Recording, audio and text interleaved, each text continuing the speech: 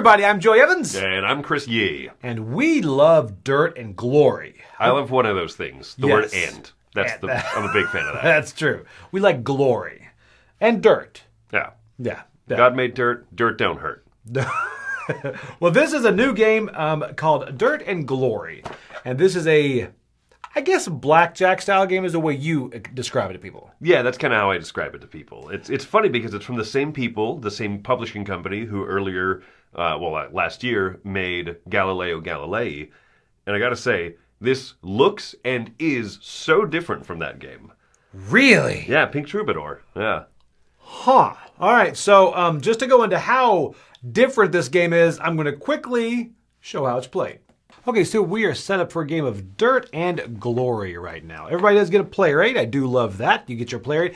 Pretty much it's going to be a blackjack style game. I'm going to show you exactly how the game plays. I'm going to go through all the rules, but kind of give you a feel of it. So pretty much this is set up for, we'll say 4 players or 3 players, but it's going to be somewhere off camera here. I've got these in front of us here. Here's the way it plays. Everyone gets a deck of cards, and they have values on them. You have 2 1s, 2 2s, a 3, a 4, and a 5. Everyone's going to get their cards like this. They're also going to get the little score marker right here. Everyone's score is at 0. This guy has it as well, and they're going to get 1 fuel token.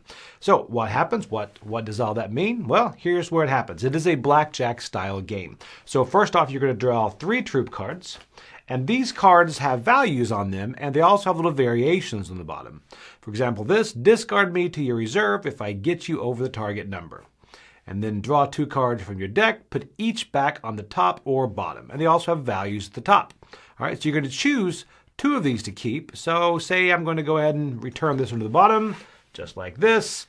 And these are going to be shuffled into my deck. So now my deck is just a little bit more powerful, a little bit more unique.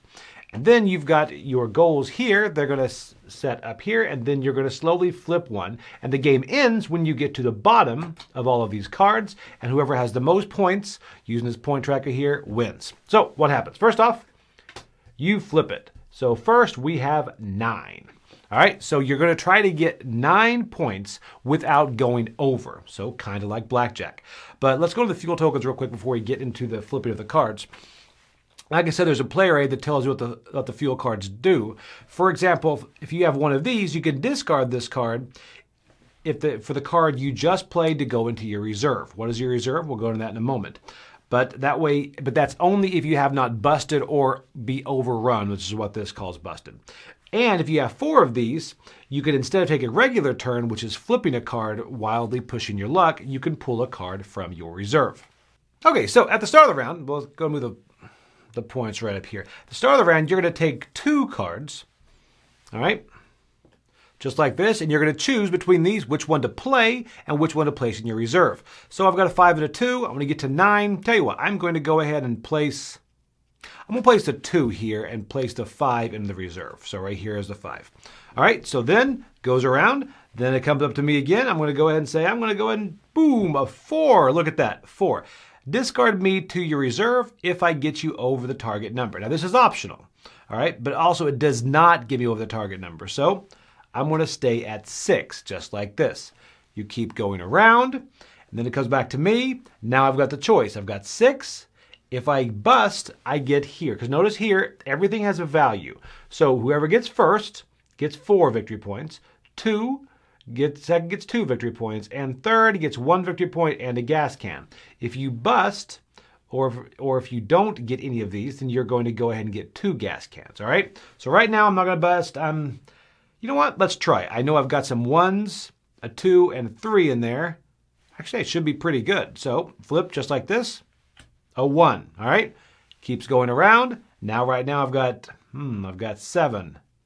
Look at that. Live dangerously. 8, all right? It goes back around, and then it ends. So you're going to keep going until you decide to pass. Now, the first person to pass or stop is going to go and get one of these cards out here to kind of build their deck. So we look through here, and all these different cards, these are the troop cards that come from this deck here. They're all going to have different abilities on the bottom. Like draw 2 cards to the top of your deck, put each back on top or bottom. Then this right here, switch me for the lowest value card in your reserve. But then these have abilities that could be a 4 if facing this way, or a 2 if facing this way. And then this is a 5 and a 1. These are pretty powerful. So I'm going to go ahead, since I went ahead and stopped, take this, and then place it under here. All right, so it's in my deck. Now, but I'm done. I've passed. So that is my final number is 8. All right, so keep going and say someone else got 9, they're gonna get 4 victory points. I got second, I'm going to get 2 victory points. Go up just like this, and then you're gonna go ahead and roll the next round. Now, one thing you might go into about ties, if 2 people have 9, what they're gonna do is they're gonna then, first off, whoever has the least number of cards to get that 9 is going to win. If they're tied for the least number of cards, both of the same amount, then you're going to flip, and whoever has the lowest number is then going to win. All right, so that's the way you do get rid of ties, because sometimes you both will have either 9 or 8. Now again, one thing to mention here about the gas can, if I were to keep going just like this and I got a 4, I would have busted. I can't use the gas can now to get rid of that card because it did take me over to be overrun or busted, all right? Now, a new round starts, and at the new round, you have the option to take all these cards in your reserve, because what you're going to do is you're going to shuffle all the cards back up, all right? And you have the option of taking this card from your reserve back in here and shuffling it back up in the deck, or to keep it. All right, so then you're going to shuffle them back up, and you're going to start the exact same way this round, taking 2 cards, looking, playing 1 down, and playing another one to the reserve. So your reserve is going to start to build as well. All right, and then you're going to move this out, and then you're going to go to the next. So next right here is 11. And you're going to notice as the rounds go, these are the first ones, then you have 2s, and then you have 3s, just like that. And after you go through all 6 of these, then that's it. You finish a game, you count the points, and whoever has the most points wins. And that is how you play Dirt and Glory. Okay, so from that, do you see the similarities between Galileo Galilei? Galileo? Are we still saying words? Or Dirt and Glory. All right, so that's what we're going to talk about. All right, so first off, this is a blackjack feel, which is fun because when you tell people it's a blackjack style game, when you say push your luck, they're like, what is that? And then you say blackjack style, they're like, got it. Yes. You know, so they're immediately right there and they have that feel. I like that every person has their own deck, and it's a little bit customized at the start of the game, and it's definitely customized over each of the rounds of the game. I think that's a great touch. I love the art, the thematic setting of this. Right. Upon first blush, I was like, wow, this looks a lot like Radlands. I don't know if you had that thought. Yes. Yeah, the same colors and everything. And when you first, this one kind of sank with us for a while. It sank in my mind because we played it. We're like, okay, I'll go back and play it again. I mean, the whole thing is, it is obviously, there's a push your luck, there's a luck element to it. Yeah. You know, and there is some mitigation. Yeah. But it is massively swingy. You know, we played with one guy who lost terribly. He said he didn't get 0 points the first time, and the second time he was just unbeatable. Right, he blew us out of the water. But I've also played several games in this where the scores are fairly tight, right? Right. It is a little bit bummer when that last round you look around at the scoring and you go, well, mathematically impossible for, not just for me to win, but for anyone at the table except for that person to win. Right. And that's what you do kind of get, because like blackjack, you can't obviously count cards. This one, you know there are 2 1s, 2 2s, a 3, a 4, and a 5. Yeah. So you know the odds. You're like, okay, I have a 50-50. Now later in the game or later in the rounds, I guess that gets more difficult because you kind of like, okay, now you have some of your reserve, some over here, and back and forth. And the reserve is what I think really makes that decision. You're like, do I put him in the reserve? Because at one point, I had too many cards in my reserve. I couldn't even hit that final number. Yeah, I was like, yeah, it's 16. You're like, Chris, what do? I don't have 16. I don't have enough. There's nothing left. So I'm just like, pass. I like that. So you said there's not necessarily like a ton of mitigation in this. And right. And to be fair, it's not that type of game. This is a fairly quick flip over cards, kind of push your luck type of a game. But I think that it gives you some interesting choices. It does. At the start of every round, drawing 2, putting 1 in reserve, playing out the other one. That's neat because you can kind of, if you want to put a 4 over into the reserve and just kind of slow roll it, small numbers, that way you're more likely to be able to control exactly when you hit that 17.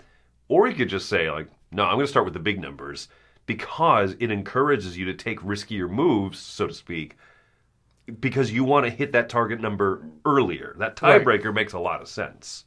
Yeah, and then later when you get to the different cards, it give you the powers of switching out from your reserve, getting more gas cans, then flipping those cards. I love those dual use cards. Those are my favorite. It's a 4 or a 2, because there's times where you're like, I need not over a 3. You pull that out, and you're like, ooh, the other side. Whoop.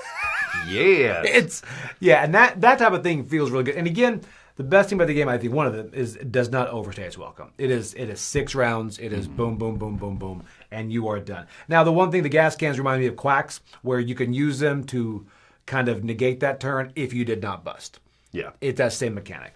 So, all right, so I'm going to come in. I'll go first. I'm going to come in, actually, I'm at a 6.5 on this. Oh, okay. Because I do like it a lot, and I can see it going up because it's one of those I can put in my bag, and I'll be like, all right, you know what? I think you guys will like this. We have time, 20-minute game. It's easy to teach. This is blackjack. You're going to go, and then by the second or third round, they're going to be like, got it. I'm moving forward.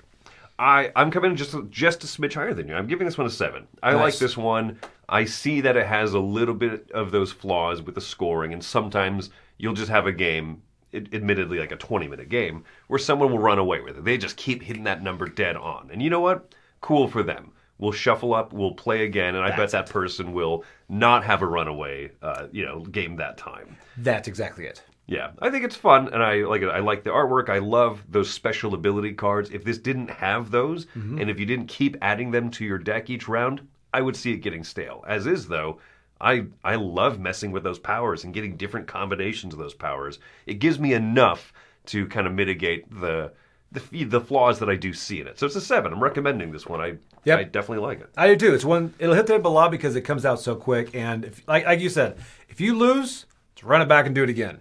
That's what Dirt and Glory is all about. It really is. I'm Joey Evans. I'm Chris Yee. And we like Dirt and Glory.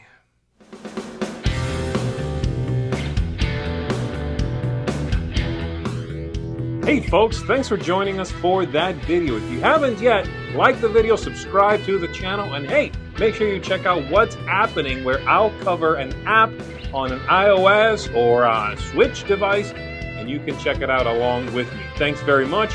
You've been watching The Dice Tower. Who is it? Spam Likely. They like me a lot. I always thought that this sounds like such a name from like Guys and Dolls. Yeah, I'm Scam Likely. I'm got a rough exterior, but I got a heart of gold. Oh wait, I guess it is. All right, this is the movie he told me I need to watch. Right. This is a guy who recommended Velocipaster. It is. Here we go. Hundreds of Beavers. Oh, I've heard of this. It's all in black and white. Of course, because it's classy. It's silent. And he said, I've watched it like... Oh, he had a pratfall gag. Yes. It's Chris Evans' best work. Is it Chris Evans? No, it's not. It's not. The guy's name might be Chris Evans, but it's not Chris Evans.